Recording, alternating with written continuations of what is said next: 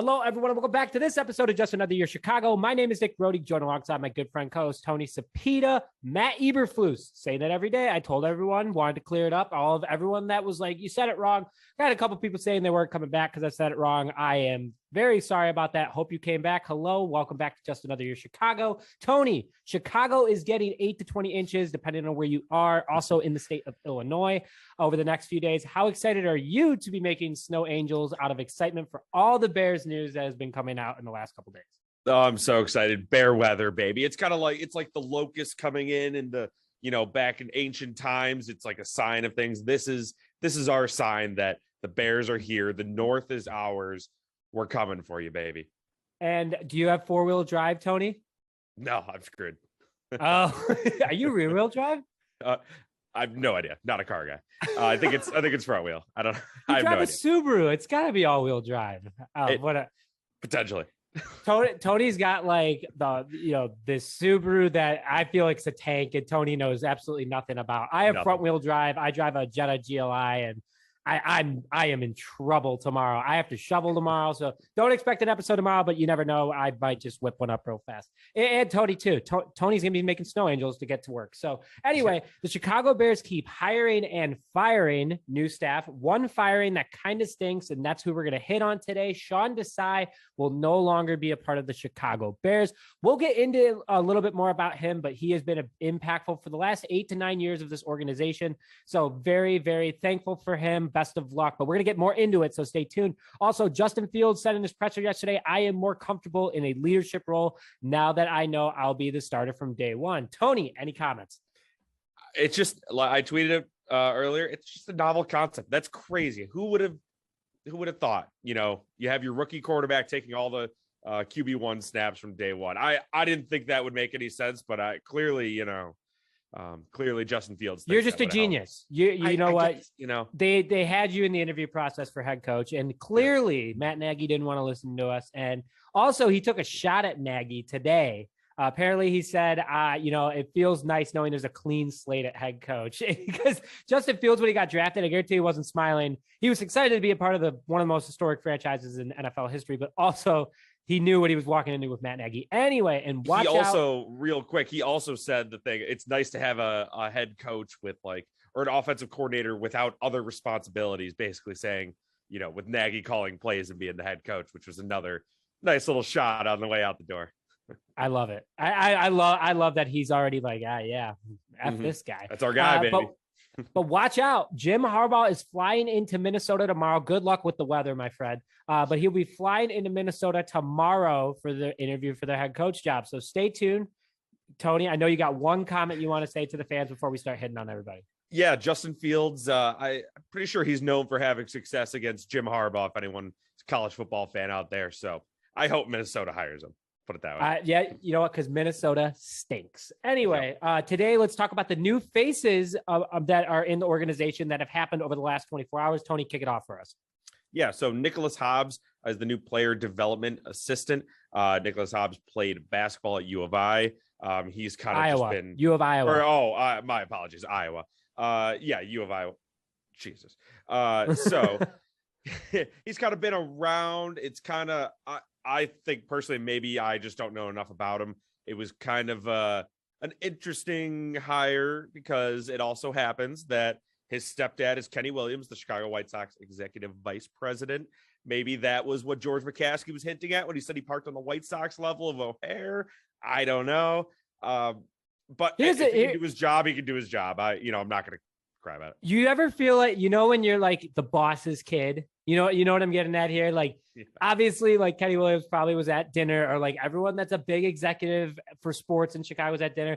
Hey, so who wants to hire my stepkid? And McCaskey was like, whatever. We're hiring everybody right now. So best of luck to him. Again, this is where like Poles, this is where Cunningham started. They started in player development. So it's good to see like he could be the next great GM. You never know. In 10 years, Tony and I could be saying to ourselves, hey, look, We talked about him potentially being a GM. Now he's a GM of the Chicago Bears, 4-time Super Bowl champion. 10 years later, just want to put that out there. But that's a quick front office update. Here's the big one for today. So obviously Sean Desai, our last year defensive coordinator, who was the assistant defensive coordinator for Vic Fangio, who was also part of the scouting team for a very long time for the Chicago Bears, has been told that he will no longer be a part of the franchise. Just want to start off with wishing him nothing but the best. Coach Desai was a great community member.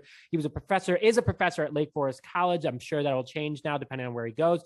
He was interviewed by the Seahawks for their defensive coordinator position. So be excited for him to potentially go there. I believe we do play the Seahawks this upcoming season. Tony, if you could fact check me while I'm going through a little bit more for the viewers, that'd be great.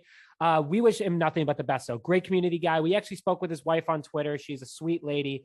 Just want to say the best for Sean Desai moving forward. He helped Robert Quinn have a record year, obviously this year, breaking Richard Dent's record. Roquan Smith continued to develop under Desai and be one of the best linebackers in the NFL. And then even guys like Alec Ogletree had a huge impact from Sean Desai. So wanting him just the absolute best, Deion Bush is, from the Miami days of Sean Desai.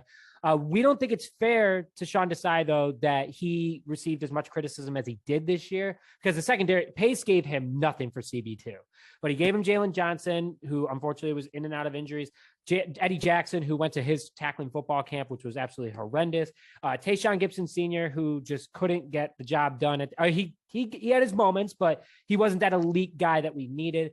So, but the run defense this year was horrible for the Bears. So, Tony, before we go into it, did you check that information for me? Do we play the Seahawks this year? Oh, we don't. Also, the first Google search, I typed in Bears schedule 2022. It brought me to the Brown University basketball schedule. So shout out Google for being absolutely incompetent. Awesome. Okay.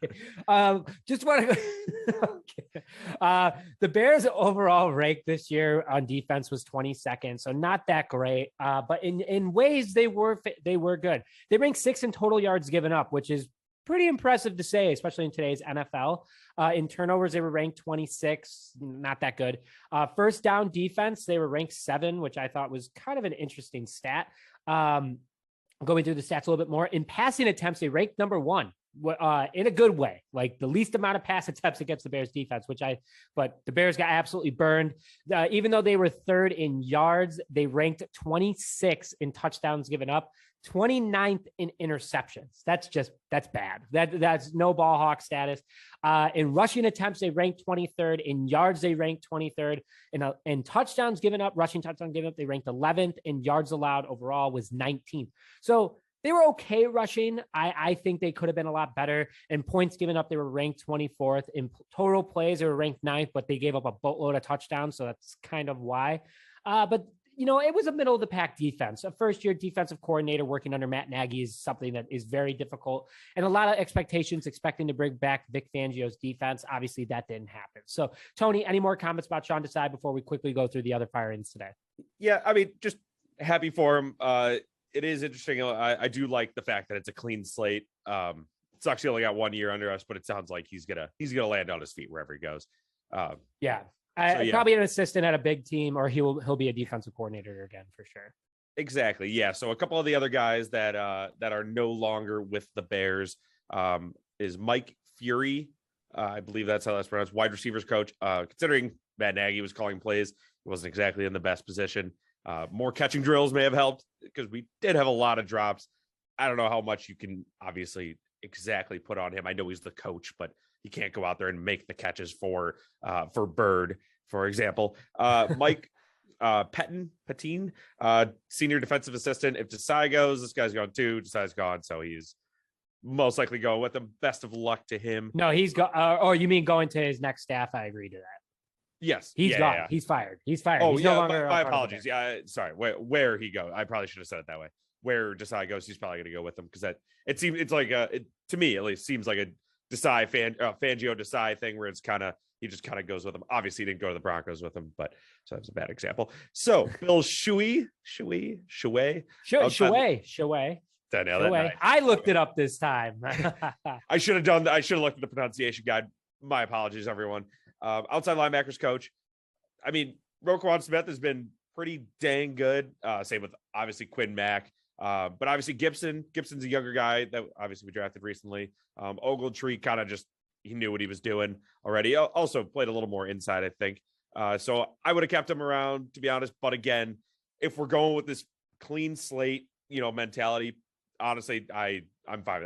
I have faith in our guys to bring in guys. That makes sense. So the last guy, Michael Petrie, running backs coach, has left for Atlanta.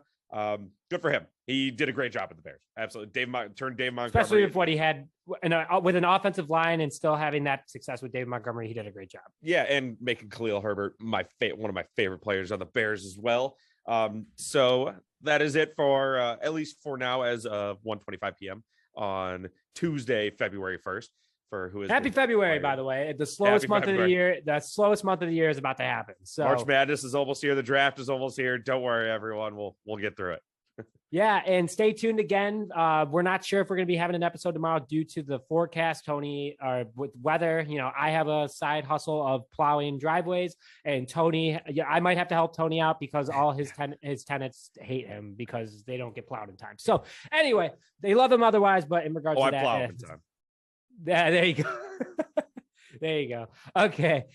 With that, thank you very much for joining this episode of Just Another Year Chicago. My name is Nick Rohde, joined alongside Tony Sapita. We'll see you guys next time.